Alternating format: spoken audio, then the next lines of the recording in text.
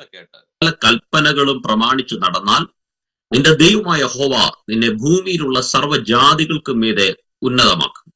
അവിടെ ഒരു വാക്ക് മാത്രം എടുക്കുകയാണ്, ഭൂമിയിലുള്ള സകല ജാതികൾക്കും മീതെ ഉന്നതമാക്കും. ഒരു കാലഘട്ടത്തിൽ നാം എല്ലാവരും താഴ്ചയിൽ കിടന്നവരായിരുന്നു. ആ താഴ്ച എന്ന് പറയുന്നത് അത് പാപത്തിന്റെ താഴ്ചയാണ്. അതായത് പാപത്താൽ നമ്മിൽ വന്ന ആ താഴ്ചയിൽ നാം കിടന്നവരായിരുന്നു. എന്നാൽ ആ പാപത്തിൽ കിടന്ന നമ്മെ, താഴ്ചയിൽ കിടന്ന നമ്മെ ഉന്നതമായ അവസ്ഥയിലേക്ക് കൊണ്ടുവരുവാൻ ദൈവം തന്റെ ഓമന കുമാരനെ ഈ താണഭൂമിയിലേക്ക് അയക്കുവാനായിട്ടിടയായി തീർന്നു. ഗലാത്യ ലേഖനം 4-ാം അധ്യായത്തിന്റെ 4 വരുമ്പോൾ ബൈബിൾ പറയുന്നു, എന്നാൽ കാലസമ്പൂർണതയിൽ അവൻ സ്ത്രീയിൽ നിന്ന് ജനിച്ചവനായി, ന്യായപ്രമാണത്തിന് കീഴ് ജനിച്ചവനായി, ന്യായപ്രമാണത്തിന് കീഴുള്ളവരെ വിലയ്ക്കു വാങ്ങേണ്ടതിന് വന്നു. അപ്പോൾ കാലത്തിന്റെ തികവിൽ യേശു കർത്താവ് ഈ താണഭൂമിയിൽ അതേ ഹാലലുയ ഭൂജാതനാകുവാനായിട്ടിടയായി തീർന്നു. എന്തിനു വേണ്ടിയാണ്?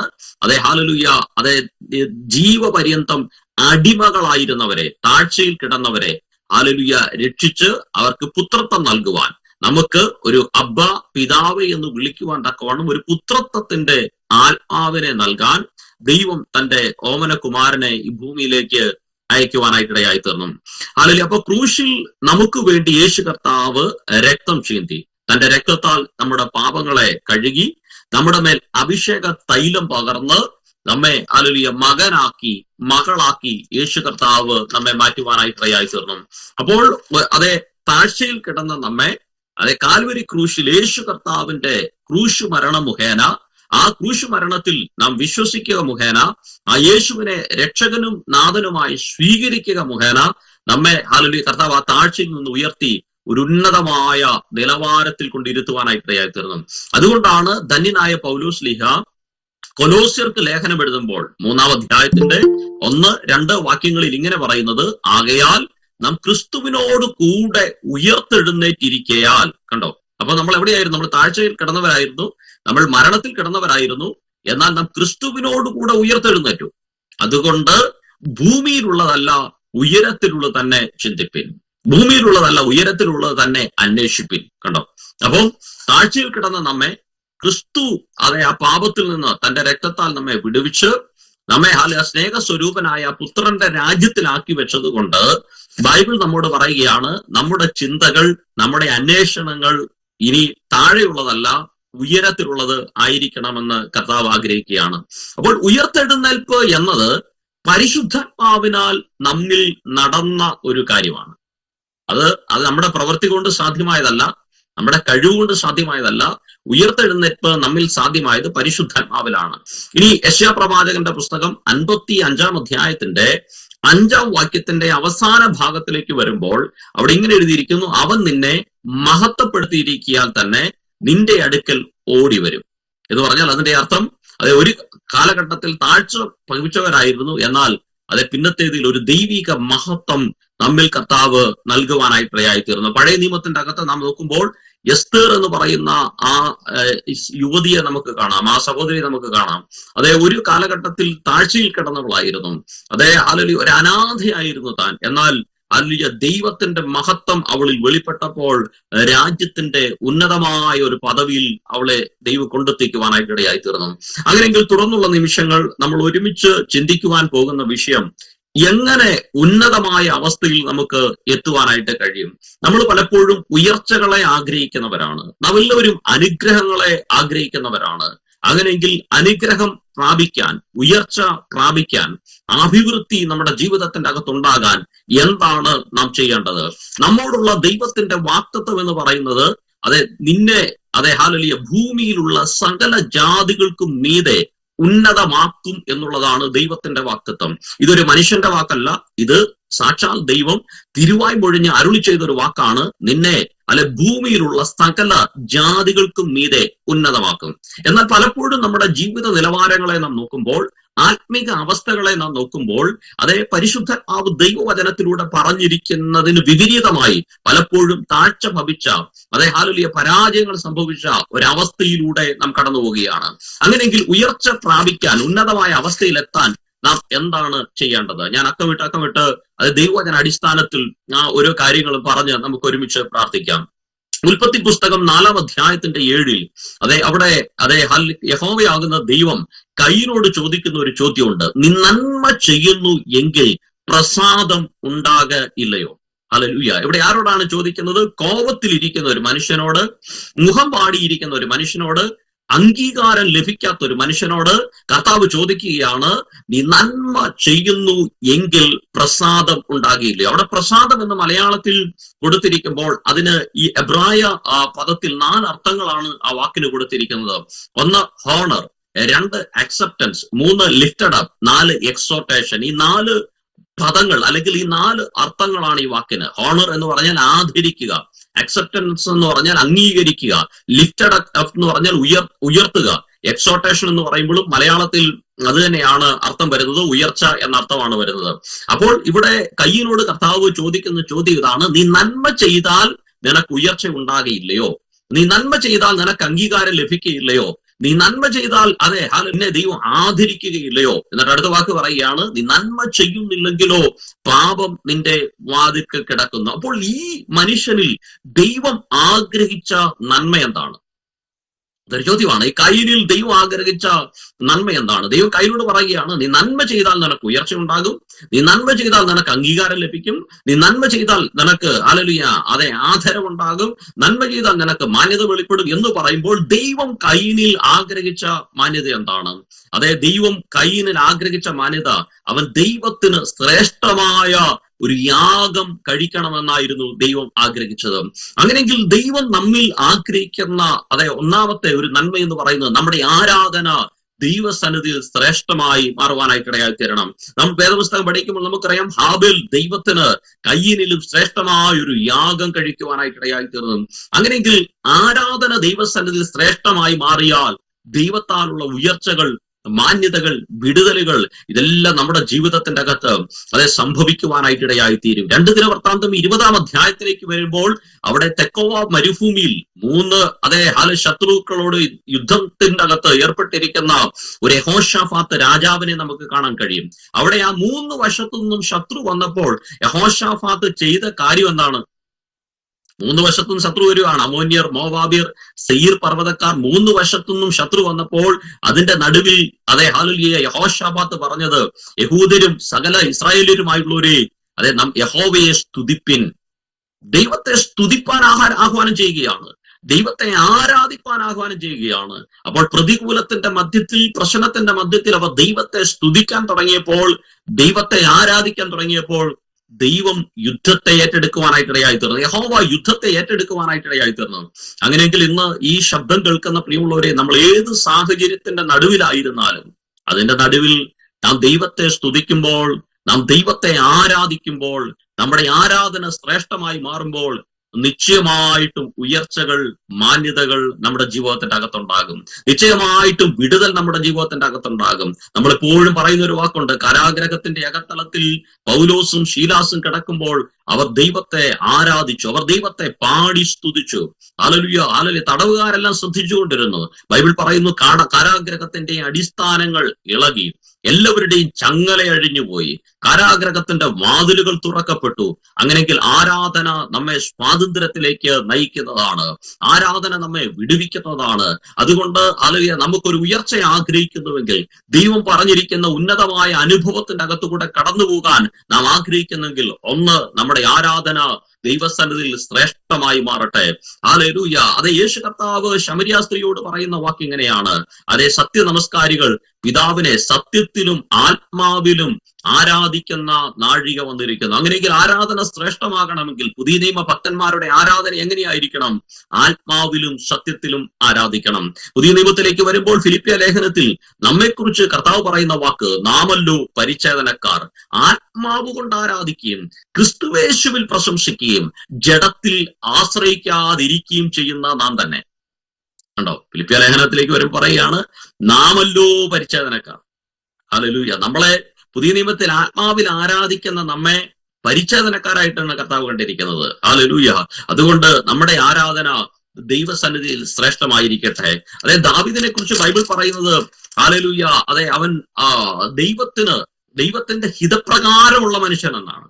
ഈ ദാവീദിന്റെ പ്രത്യേകത, കാട്ടിൽ കിടന്നപ്പോൾ അവൻ ദൈവത്തെ ആരാധിച്ചവനായിരുന്നു. എന്നാൽ കൊട്ടാരത്തിൽ വന്നപ്പോൾ അവന്റെ ആരാധന കുറയുകയല്ല, ആ യഹോവയുടെ പെട്ടകത്തിന് മുമ്പാകെ അവൻ ഹല്ലേലൂയ പദവി മറന്ന് അവൻ ആരാധിക്കുകയാണ്, അവൻ നൃത്തം ചെയ്ത് ആരാധിക്കുകയാണ്. അങ്ങനെയെങ്കിൽ ആരാധന ശ്രേഷ്ഠമായി മാറട്ടെ. മനുഷ്യൻ മുഖം നോക്കുന്നു, എന്നാൽ ദൈവം ഹൃദയത്തെ നോക്കുന്നു. അതുകൊണ്ട് ഇന്ന് ഈ ശബ്ദം കേൾക്കുന്ന പ്രിയമുള്ളവരെ, മനുഷ്യരാരും അംഗീകരിച്ചില്ലെങ്കിലും നമ്മെ അംഗീകരിക്കുന്ന ഒരു കർത്താവുണ്ട്. മനുഷ്യരാരും നമ്മെ ഹല്ലേലൂയ വേണ്ടതുപോലെ അറിഞ്ഞില്ലെങ്കിലും നമ്മെ അറിയുന്ന ഒരു കർത്താവുണ്ട്. അതുകൊണ്ട് ഇന്ന് ഈ ശബ്ദത്തിന്റെ മുമ്പിൽ കർത്താവ് പറയുകയാണ്, ദൈവം നമ്മെ അംഗീകരിക്കണമോ, ദൈവം നമ്മെ ഉയർത്തണമോ? ഒന്ന്, നമ്മുടെ ആരാധന ശ്രേഷ്ഠമായിരിക്കണം.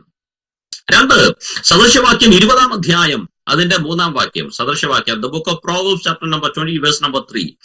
സദൃശവാക്യം 20-ന്റെ 3. വ്യവഹാരം ഒഴിഞ്ഞിരിക്കുന്നത് പുരുഷന് മാനം, എന്നാൽ ഏത് ഭോഷനും ശണ്ട കൂടും.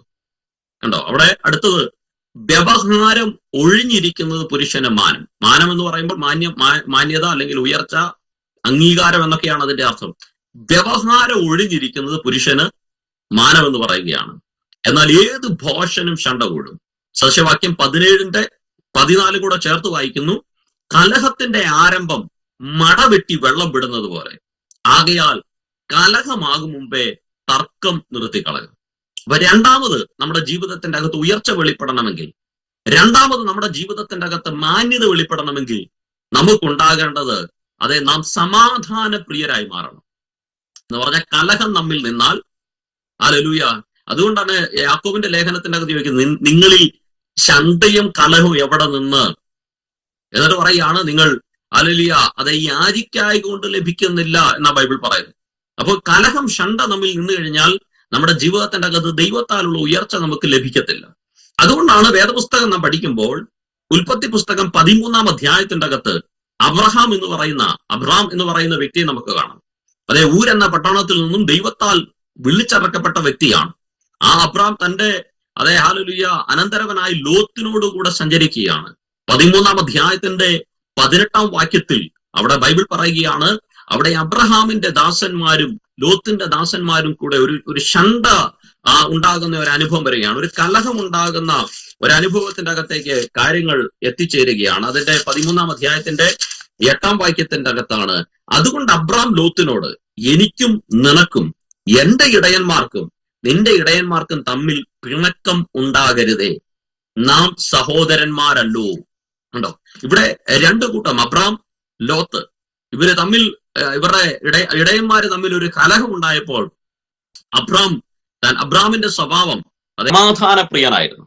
അതുകൊണ്ട് അബ്രാം പറയുന്ന വാക്ക് ഇങ്ങനെയാണ്, ഹല്ലേലൂയ, എനിക്കും നിനക്കും നിന്റെ സഹോദരന്മാർക്കും എന്റെ സഹോദരന്മാർക്കും തമ്മിൽ പിണക്കം ഉണ്ടാകരുതേ. ഹല്ലേലൂയ, നമുക്ക് തമ്മിൽ പിണക്കം ഉണ്ടാകരുതേ, നാം സഹോദരന്മാരല്ല. അങ്ങനെയെങ്കിൽ ദൈവമക്കളിൽ ആഗ്രഹിക്കുന്നത് തമ്മിൽ സ്നേഹത്തിൽ, തമ്മിൽ ഐക്യതയിൽ നാം മുന്നേറണമെന്നാണ് ദൈവം ആഗ്രഹിക്കുന്നത്.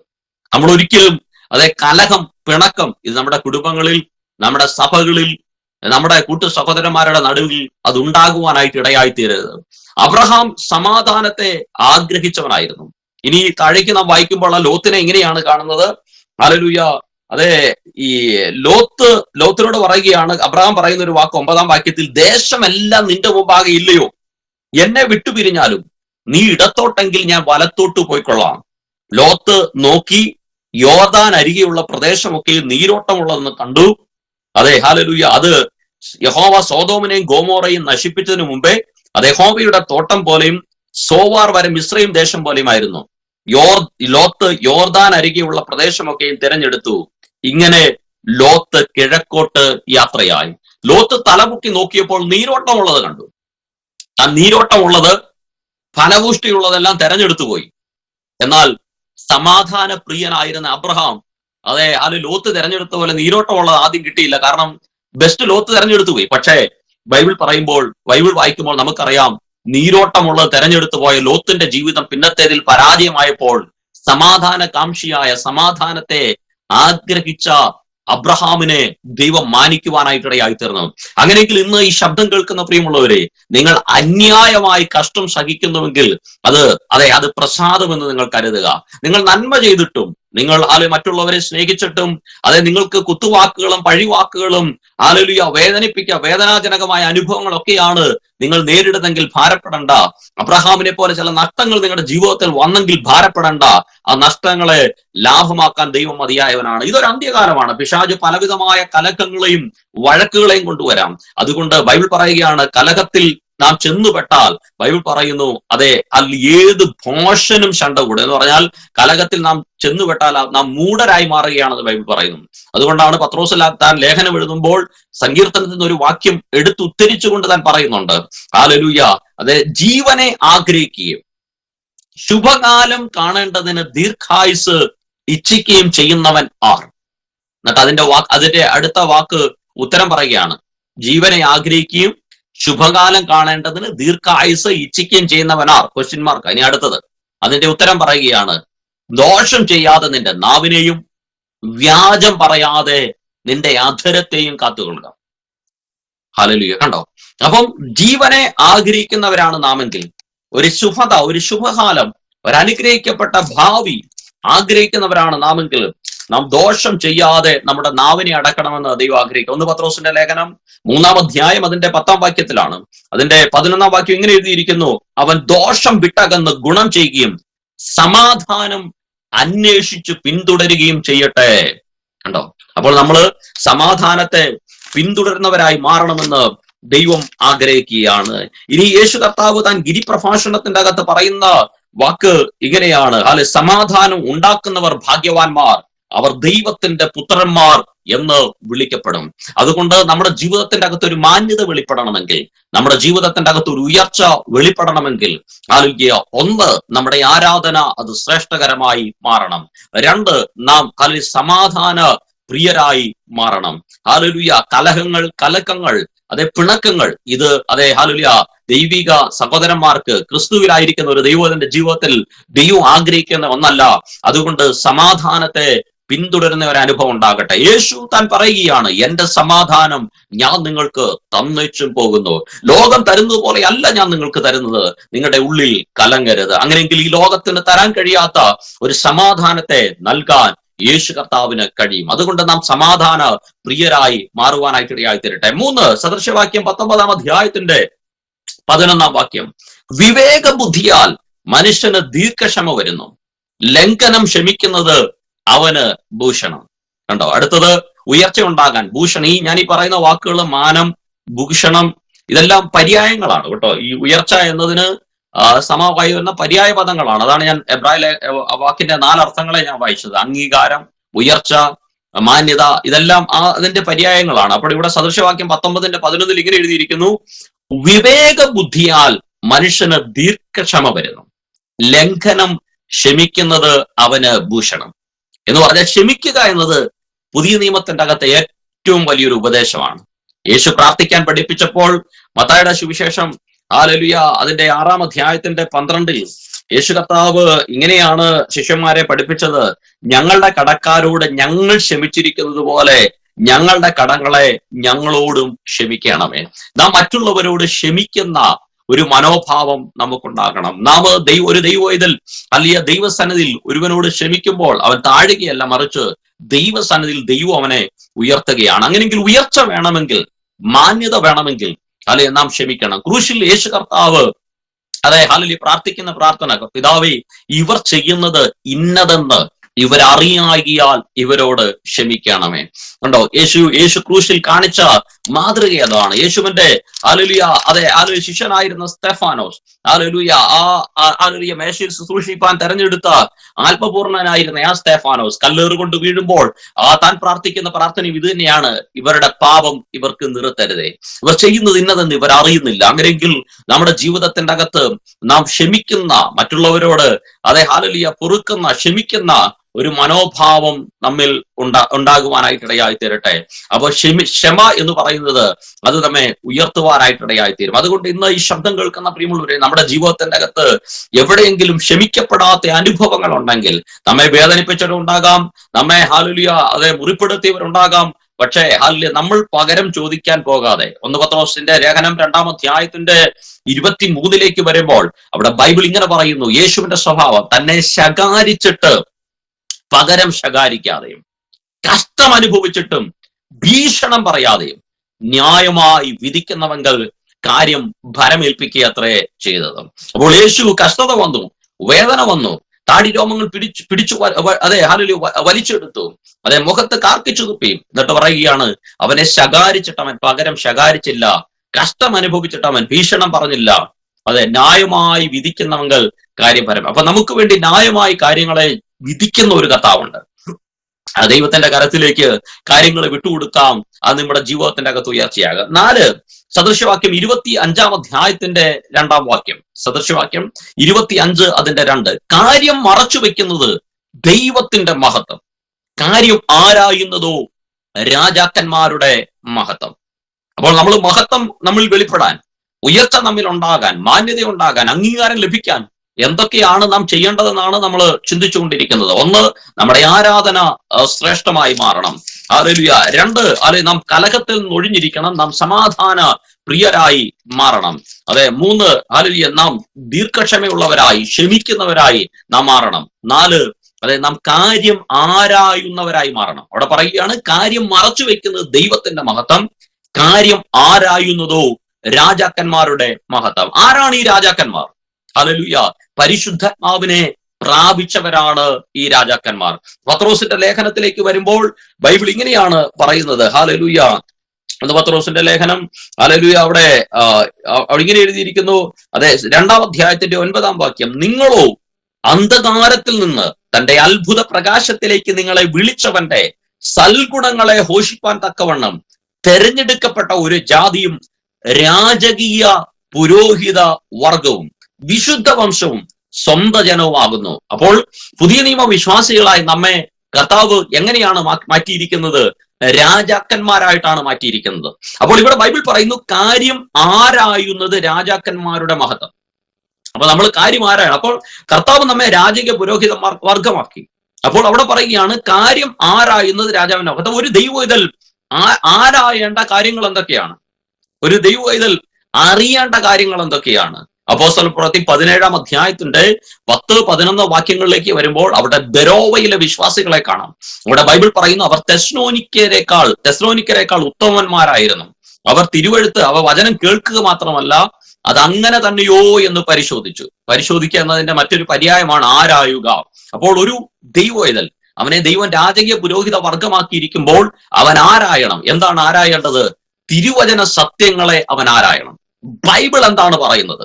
വേദപുസ്തകം എന്നെക്കുറിച്ച്, എന്റെ കുടുംബത്തെക്കുറിച്ച്, തലമുറകളെ കുറിച്ച് എന്താണ് പറയുന്നത്? തിരുവചനത്തിൽ ആരാഞ്ഞു നോക്കുന്നവരായി ഒരു ദൈവവേദൽ മാറണം. ഇന്ന് നമുക്കെല്ലാം ഗൂഗിൾ സെർച്ച് ഉണ്ടല്ലേ, അല്ലെങ്കിൽ നമ്മൾ ChatGPT ചോദിക്കും, അല്ലെങ്കിൽ നമ്മൾ എന്ത് ചെയ്യും, AI ചോദിക്കും. അപ്പൊ നോക്കിയ, പക്ഷേ അതെല്ലാം ഉപരി നാം ദൈവവചനത്തിൽ ആരായുന്നവരായി മാറണം. എല്ലാറ്റിനും മുന്നേ വചനം പരിശോധിക്കുന്നവരായി മാറുക. ഹല്ലേലൂയ.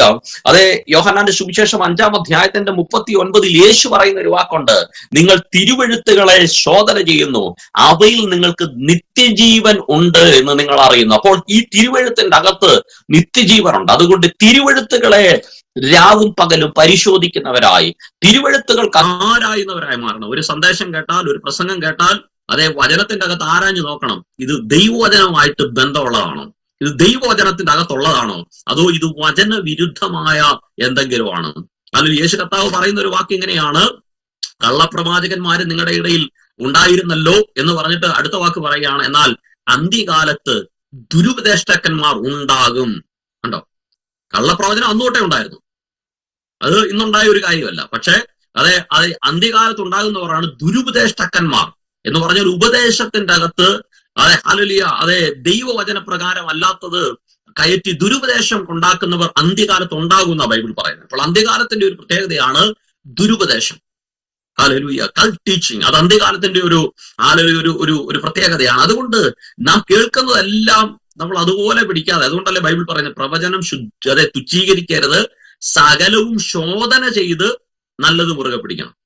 അപ്പൊ നമ്മളെല്ലാം ശോധന ചെയ്ത് നല്ലതിനെ പിടിക്കണം, അതിനെ ഒരിക്കലും തുച്ഛീകരിക്കരുത്, അതിനെ പിടിക്കണം. ഞാൻ പ്രവചനത്തെ അതുപോലെ വിശ്വസിക്കുന്ന ഒരാളാണ്, അതുപോലെ വിശ്വസിക്കുക. ഞാനിപ്പോൾ ഈ ഇവിടെ ഇരിക്കുമ്പോൾ ഒരു സാഹചര്യവും ഇല്ലാത്ത കാലത്ത്, ഒന്നുമില്ലാതെ ഒരു ഏതാ പറഞ്ഞ ഈ ഭിത്തിയെ തൊട്ടാൽ മണ്ണ് പൊടിഞ്ഞു വീഴുന്ന രീതിയിലുള്ള ഒരു ഭിത്തിയിൽ അങ്ങനെ കട്ട കെട്ടി ഒരു വീട്ടിൽ ഇരിക്കുമ്പോൾ ഒരു അഭിഷക്തൻ, ഒരു ഫെയ്ത്സൺ എന്ന് പറയുന്ന ഒരു കർത്താവിന്റെ ദാസൻ എന്റെ വീട്ടിൽ വന്ന് 10 വർഷങ്ങൾക്ക് മുമ്പ് പറഞ്ഞൊരു വാക്കാണ്, നിന്നെ ദൈവം മറ്റൊരു ഭൂഖണ്ഡത്തിൽ അയക്കും.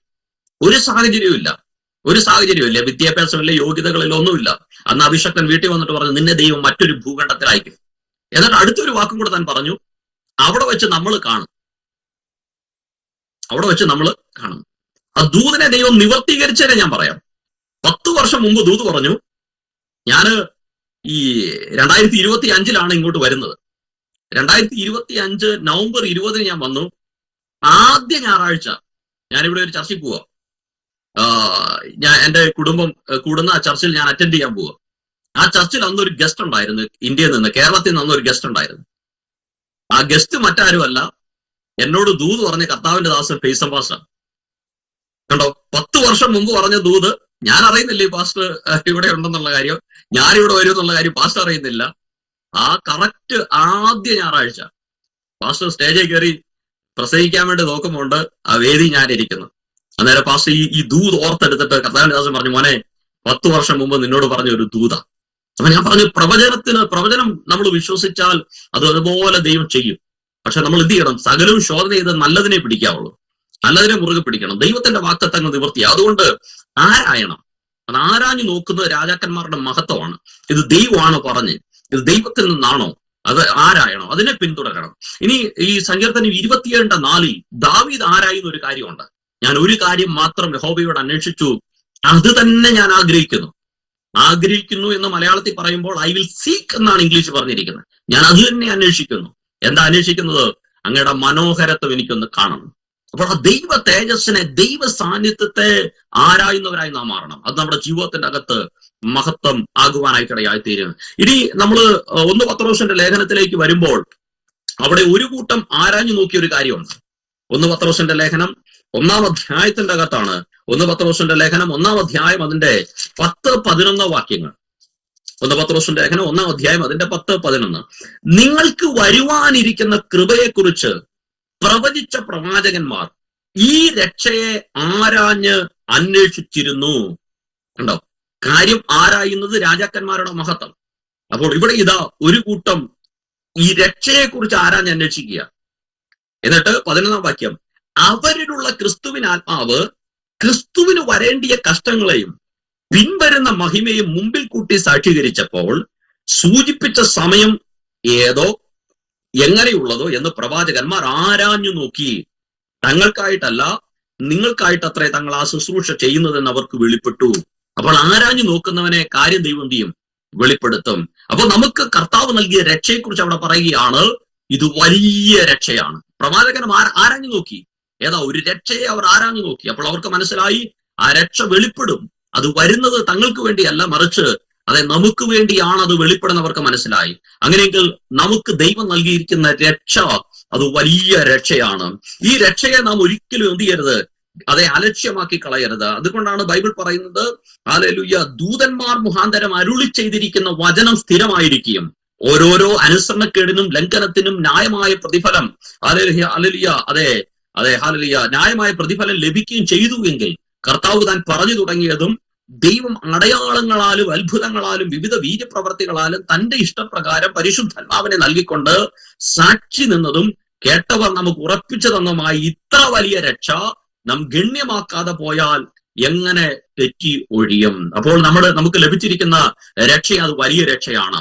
ആ രക്ഷയെ മുറുകെ പിടിച്ചുകൊണ്ട് ഓടാൻ ദൈവം നമ്മെക്കുറിച്ച് ആഗ്രഹിക്കുകയാണ്. അതുകൊണ്ട് അതെ ഹല്ലേലൂയ 1 പത്രോസ് 1:11 പറയുകയാണ്, ഒരു കാലത്തെക്കുറിച്ച് അവിടെ പറയുകയാണ്. പ്രവാചകന്മാർ ഒരു കാലത്തെക്കുറിച്ച് ആരാഞ്ഞു. നാം ആയിരിക്കുന്ന കാലത്തെ നാം ദൈവവചന പ്രകാരം ആരാഞ്ഞു നോക്കണം. അത് നമ്മുടെ ദൈവം നമ്മെ ആഗ്രഹിക്കുന്ന ഒരു കാര്യമാണ്.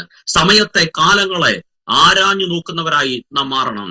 അതേ ഹല്ലേലൂയ പൗലോസ് ലീഗ ഈ കാലത്തെ ആരാഞ്ഞപ്പോൾ 2 തിമോഥെയോസിന്റെ ലേഖനം 3:1 പൗലോസ് പറയുകയാണ്, അന്ത്യകാലത്ത് ദുർഘട സമയങ്ങൾ വരുമെന്നറിയുക. ഒരു അന്ത്യകാലമാണെന്നും ഒരു ദുർഘട സമയം അതിൻ്റെ അകത്ത് വരുമെന്നും പൗലോസിന് ആരാഞ്ഞു നോക്കിയപ്പോൾ മനസ്സിലായി. യേശുവിന്റെ മാറോട് ചേർന്നിരുന്ന യോഹന്നാൻ ആരാഞ്ഞപ്പോൾ അത് യോഹന്നാന് കാര്യം മനസ്സിലായി, ഇതൊരു അന്ത്യനാഴികയാണ്. അങ്ങനെയെങ്കിൽ അതെ നാം ദൈവവചനം ആരാഞ്ഞു നോക്കുമ്പോൾ നമുക്ക് മനസ്സിലാകും കർത്താവിന്റെ വരവിൻ കാലം അടുത്തിരിക്കുകയാണ്. അതുകൊണ്ട് എന്നെ കേൾക്കുന്ന പ്രിയമുള്ളവരെ, നാം കാര്യം ആരായുന്നവരായി മാറണം. ഇനി അടുത്തത് 1 കൊരിന്ത്യർ ലേഖനം 2-ാം അധ്യായത്തിന്റെ 15 വരുമ്പോൾ, ആത്മീകനോ സകലത്തെ വിവേചിക്കുന്നു, താൻ ആരാലും വിവേചിക്കപ്പെടുന്നില്ല എന്ന് എഴുതിയിരിക്കുകയാണ്. വിവേചിക്കുക എന്ന അതിന് ഇംഗ്ലീഷിൽ ജഡ്ജ് ഓൾ തിങ്സ് എന്നാണ് എഴുതിയിരിക്കുന്നത്. അവൻ അത് സകലത്തെയും ആരായുന്നു, സകലത്തെയും വിധിക്കുന്നു. അങ്ങനെയെങ്കിൽ നാം ആത്മീകരായിരിക്കുമ്പോൾ കാര്യം ആരായുന്നത് നമ്മുടെ മഹത്വമായി മാറുകയാണ്. അതുകൊണ്ട് തിരുവചന സത്യങ്ങളെ ആരായാം, ദൈവവചനത്തെ നമുക്ക് ആരാഞ്ഞു നോക്കാം, ദൈവ സാന്നിധ്യത്തെ നമുക്ക് അതെ ആരാഞ്ഞു ചോദിക്കാം. ഹല്ലേലൂയ. അത് നമ്മുടെ ജീവിതത്തിന്റെ അകത്ത് മഹത്വമായി മാറുവാനായിട്ട് ഇടയായി തീരും. ഇനി 5-ാമതായിട്ട് 1 പത്രോസിന്റെ ലേഖനം 3-ാം അധ്യായം അതിന്റെ 17, നിങ്ങൾ കഷ്ടം സഹിക്കണം എന്നത് ദൈവഹിതമെങ്കിൽ തിന്മ ചെയ്തിട്ടല്ല നന്മ ചെയ്തിട്ട് സഹിക്കുന്നത് ഏറ്റവും നന്ന്. ഇനി ഹല്ലേലൂയ, നന്മ ചെയ്തിട്ട് കഷ്ടം സഹിക്കുന്നത് നന്മയാകുമെന്ന് ബൈബിൾ പറയുകയാണ്. യേശു കർത്താവ് കഷ്ടം അനുഭവിച്ചു. യേശു അനുഭവിച്ച കഷ്ടം തിന്മ ചെയ്തിട്ടല്ല നന്മ ചെയ്തിട്ടാണ് താൻ അനുഭവിച്ചത്. അപ്പൊ നന്മ ചെയ്തുകൊണ്ട് കഷ്ടം അനുഭവിക്കണം. അത് നമ്മുടെ ജീവിതത്തിന്റെ അകത്ത് മാന്യതയാകും. ഇനി 1 പത്രോസിന്റെ ലേഖനം 2-ാം അധ്യായത്തിന്റെ 19 എങ്ങനെ കഷ്ടം സഹിക്കണം എന്ന് അടുത്തൊരു വാക്ക് പൗലോസ് പറഞ്ഞിട്ടുണ്ട്. 1 പത്രോസ് 2-ന്റെ 19 പത്രോസ് എവിടെ എഴുതിയിരിക്കുകയാണ്, നിങ്ങൾ കുറ്റം ചെയ്തിട്ട് അടി കൊള്ളുന്നത് സഹിച്ചാൽ എന്ത് യശസ്സുള്ളൂ, അല്ല നന്മ ചെയ്തിട്ട് കഷ്ടം സഹിച്ചാൽ അത് ദൈവത്തിന് പ്രസാദം. അപ്പോൾ നന്മ ചെയ്തിട്ട് കഷ്ടം സഹിക്കുന്നത് ദൈവത്തിന്റെ സന്നിധിയിൽ അത് പ്രസാദമാണ്. അപ്പൊ നമ്മൾ വേദന സഹിക്കുമ്പോൾ, കഷ്ടം സഹിക്കുമ്പോൾ തിന്മ ചെയ്തിട്ട് തെറ്റ് ചെയ്തിട്ട് സഹിക്കരുത്, അത് ലജ്ജയ്ക്ക് കാരണം. പക്ഷെ ഒരിക്കലും നന്മ ചെയ്തിട്ട് ഒരു കഷ്ടത വന്നാൽ, വേദന വന്നാൽ അത് ദൈവത്തിന് പ്രസാദമാണ്. ഇനി 1 പത്രോസിന്റെ തന്നെ 3-ാം അധ്യായത്തിന്റെ 14 ഇങ്ങനെ എഴുതിയിരിക്കുന്നു, നീതി നിമിത്തം കഷ്ടം സഹിക്കേണ്ടി വന്നിട്ട് നിങ്ങൾ ഭാഗ്യവാന്മാർ. നീതി നിമിത്തം കഷ്ടം സഹിക്കേണ്ടി വന്നാലും നിങ്ങൾ ഭാഗ്യവാന്മാർ. ഭീഷണത്തിങ്കൽ ഭയപ്പെടുകയും കലങ്ങിയും അരുത്, എന്നാൽ ക്രിസ്തുവിനെ നിങ്ങളുടെ ഹൃദയങ്ങളിൽ കർത്താവായി വിശുദ്ധീകരിപ്പിൻ. അപ്പോൾ നീതി നിമിത്തം കഷ്ടം സഹിച്ചാൽ അത് ഭാഗ്യമാണെന്ന് ബൈബിൾ പറയുന്നു.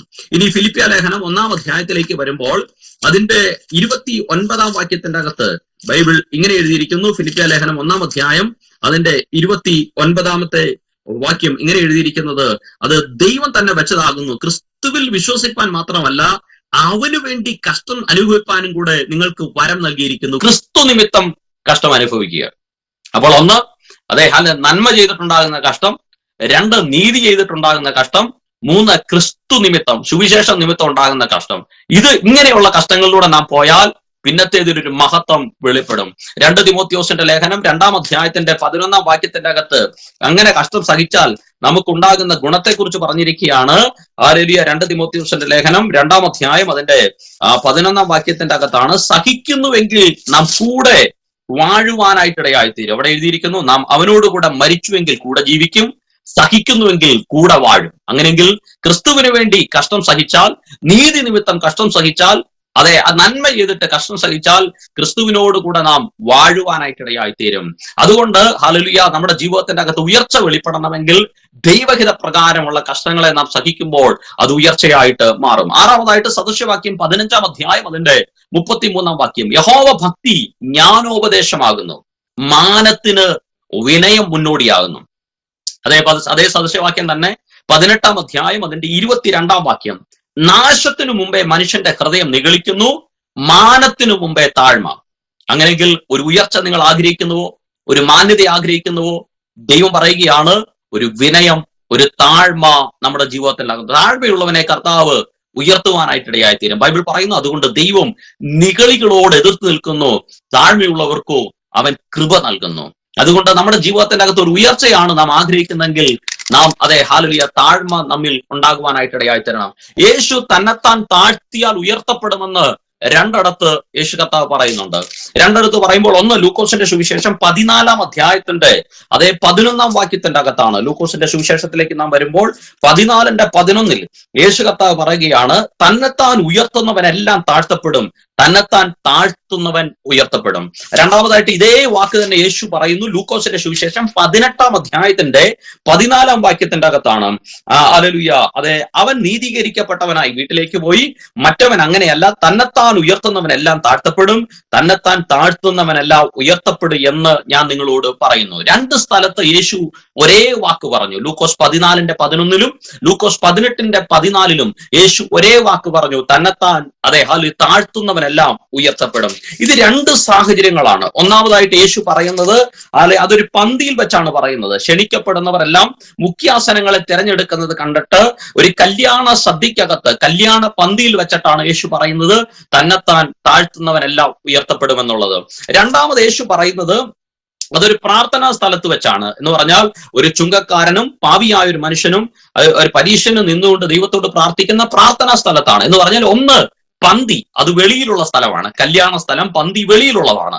പ്രാർത്ഥന അത് ആരാധന ആലയത്തിന്റെ അകത്തുള്ള, എന്ന് പറഞ്ഞാൽ പുറത്തും അകത്തും ഒരു ദൈവവൈതൽ വിനയമുള്ളവനായി താഴ്മയുള്ളവനായി മാറണമെന്ന് ദൈവം ആഗ്രഹിക്കുകയാണ്. അപ്പോൾ ഇങ്ങനെ നമ്മിലൊരു താഴ്മ ഉണ്ടായാൽ നമ്മുടെ ജീവിതത്തിന്റെ അകത്ത് ഒരു ഉയർച്ച ദൈവം വെളിപ്പെടുത്തുവാനായിട്ട് ഇടയായിത്തീരും.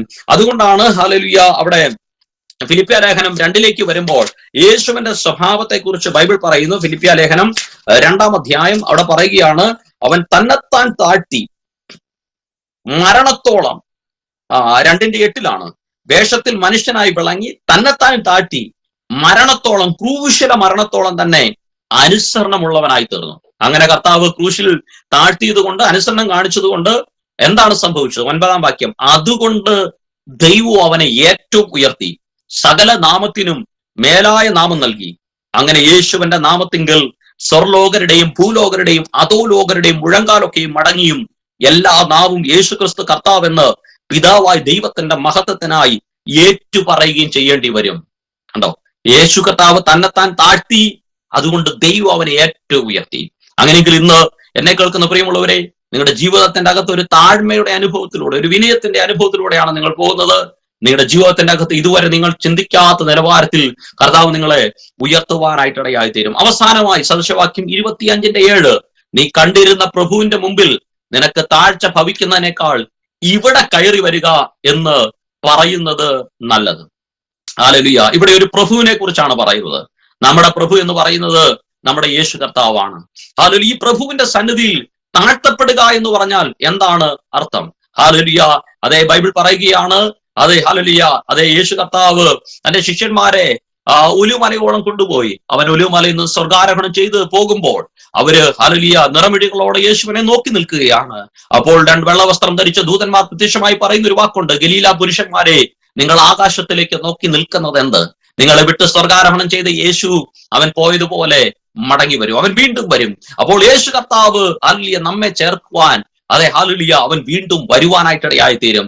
കാഹളം ധ്വനിക്കും, ഒരു ശബ്ദം മുഴങ്ങും, ഇവിടെ കയറി വരിക. അങ്ങനെയെങ്കിൽ അങ്ങനെ ഇവിടെ കയറി വരിക എന്ന് വിളിക്കുന്ന ആ ശബ്ദത്തിന്റെ അകത്ത് നമുക്ക് താഴ്ച ഭവിക്കുക എന്ന് പറഞ്ഞാൽ അതിന്റെ അർത്ഥം എന്താ? നാം കൈവിടപ്പെട്ടു പോവുക എന്നാണ്. അങ്ങനെയെങ്കിൽ ആ കാഹളം ധ്വനിക്കുമ്പോൾ, യേശു കർത്താവിന്റെ ആ ഗംഭീര ധ്വനി, ഹല്ലേലൂയ, ആ കാഹള ശബ്ദം മുഴങ്ങുമ്പോൾ നമുക്ക് താഴ്ച ഭവിക്കാനല്ല, നാം ദിനം പ്രതി സ്തുതിക്കുന്ന ആരാധിക്കുന്ന ദൈവ സാന്നിധ്യത്തിന്റെ അകത്ത് നാം ആയിരിക്കുന്ന അനുഭവത്തിൽ നാം മുന്നേറുമ്പോൾ, ആ പ്രഭു വെളിപ്പെടുമ്പോൾ, ആ രാജാവ് വെളിപ്പെടുമ്പോൾ, ആ കർത്താവ് വെളിപ്പെടുമ്പോൾ ഇവിടെ കയറി വരിക. ആ ശബ്ദത്തിന്റെ അകത്ത് മഹത്വപ്പെടുവാൻ, മഹത്വകരമായ ഒരു അനുഭവത്തിലേക്ക് വരുവാൻ, ഹല്ലേലൂയ, ഇങ്ങനെ കർത്താവിനോട് കൂടെ എപ്പോഴും ഇരിക്കാൻ, ഒരു ഉന്നതമായ അവസ്ഥയെ പ്രാപിക്കാൻ കർത്താവ് നമ്മെ കുറിച്ച് ആഗ്രഹിക്കുകയാണ്. അതുകൊണ്ട് ഹല്ലേലൂയ, എന്നെ കേൾക്കുന്ന പ്രിയമുള്ളവരെ, ഹല്ലേലൂയ, ആ കാഹളം ധ്വനിക്കുമ്പോൾ കർത്താവിന്റെ വരവിൽ കൈവിടപ്പെട്ടു പോകാനല്ല, മറിച്ച് ആ കാഹള നാദത്തിങ്കൽ ഹല്ലേലൂയ കണ്ണിമിക്കുന്നുണ്ടെങ്കിൽ രൂപാന്തരപ്പെട്ട് ഹല്ലേലൂയ കർത്താവിനോട് കൂടെ ആയിരിക്കാൻ ദൈവം നമ്മെ കുറിച്ച് ആഗ്രഹിക്കുകയാണ്. അതുകൊണ്ട് എന്നെ കേൾക്കുന്ന പ്രിയമുള്ളവരെ, ഒരു ഉന്നതമായ അവസ്ഥ നമ്മിൽ വെളിപ്പെടണമെങ്കിൽ 1, നമ്മുടെ ആരാധന ശ്രേഷ്ഠമാകണം. 2, നാം സമാധാനത്തെ പിന്തുടരുന്നവരായി മാറണം.